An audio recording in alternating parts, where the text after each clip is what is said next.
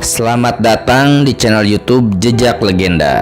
Kali ini kita akan mengisahkan sebuah kisah dongeng mengenai sunat atau hitan oleh jin. Bagaimana kisah dongeng disunat oleh jin ini? Silakan disimak berikut ini. Di sebuah desa yang masih jarang penduduknya, tinggallah sebuah keluarga sederhana. Keluarga tersebut terdiri dari ayah, ibu, dan satu anak laki-laki. Anak laki-laki tersebut bernama Aan. Aan adalah anak sekolah dasar berusia 9 tahun.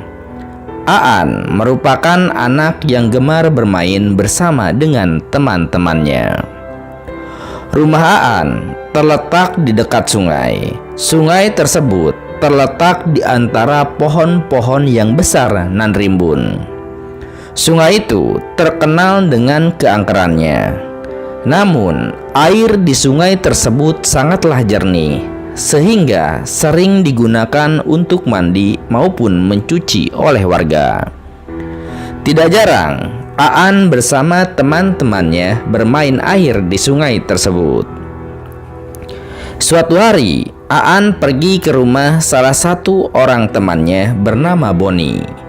Di rumah Boni, Boni menceritakan bahwa teman mereka yang bernama Uki sudah disunat. Aan dan Boni pun saling berpandangan.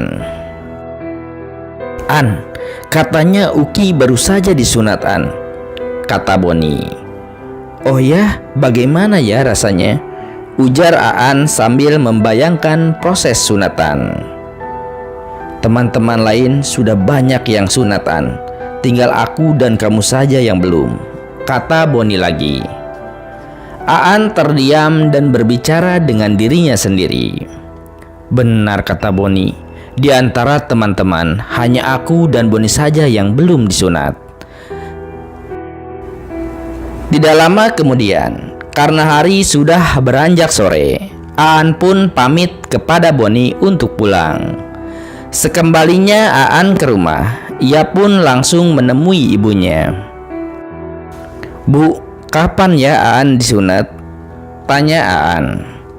"Sabar ya nak, ibu dan ayah sedang mengumpulkan uang. Nanti kalau uang sudah terkumpul, kamu bisa segera disunat," jawab sang ibu. Aan pun membalas perkataan ibu dengan anggukan tanda setuju. Aan pun kemudian masuk ke kamar untuk tidur karena hari sudah larut malam. Keesokan harinya, Aan dikejutkan kabar bahwa Boni telah disunat kemarin sore. Mendengar hal itu, Aan pun berbicara dalam hatinya. "Wah, tinggal aku saja nih yang belum disunat," ujar Aan dalam hatinya. Aan pun kemudian pergi keluar rumah. Aan melihat teman-temannya sedang berkumpul di sebuah halaman. Langsung saja Aan pergi menghampiri mereka. Di sana Aan melihat Boni memakai sarung. "Boni, katanya kamu baru saja disunat ya? Kok sudah bermain di luar?" kata Aan heran. "Iya, tidak apa-apa Aan, tidak sakit kok," jawab Boni. Berarti tinggal Aan aja nih yang belum disunat." Hahaha, ejek teman-temannya. Aan saat itu merasa terpojokan. Ia pun kemudian kembali lagi ke rumah sambil menangis. Ia masuk ke dalam rumah dan mencari ibunya. "Bu, Aan kapan disunat?" "Teman-teman Aan sudah disunat semua, hanya Aan yang belum," ujar Aan sambil bercucuran air mata. "Sabar, ibu dan ayah sedang bekerja keras. Nanti kamu pasti juga akan disunat," kata ibu menenangkan Aan.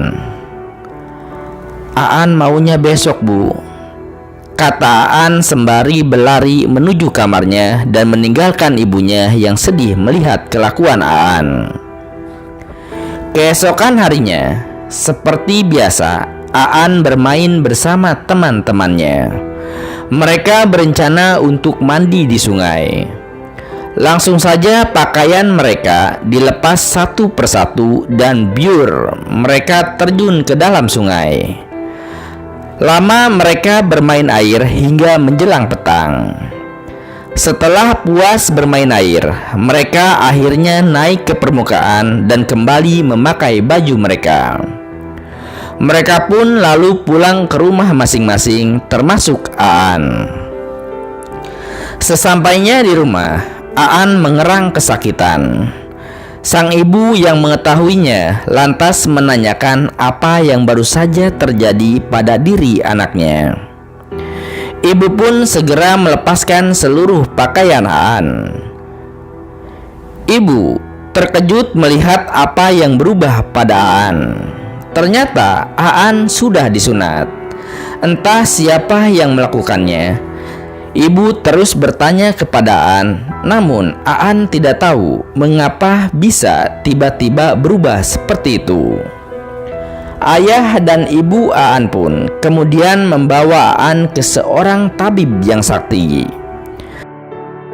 Tabib sakti itu mengatakan bahwa Aan ternyata sudah disunat oleh jin penunggu sungai. Tabib juga menambahkan bahwa hal itu terjadi karena Aan kemarin telah berlaku kasar kepada ibunya. Nah, seperti itu kisah dongeng mengenai anak yang disunat oleh jin, yaitu jin penunggu sungai. Benar tidaknya ini hanyalah dongeng.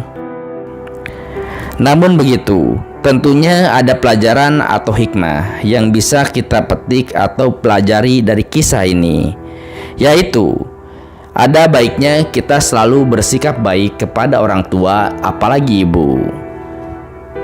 Terima kasih sudah menyimak kisah dongeng ini di channel YouTube Jejak Legenda. Di channel ini Anda juga bisa menyimak berbagai kisah dongeng ataupun kisah legenda yang ada di Indonesia. Terima kasih atas perhatiannya. Sampai jumpa di cerita lainnya.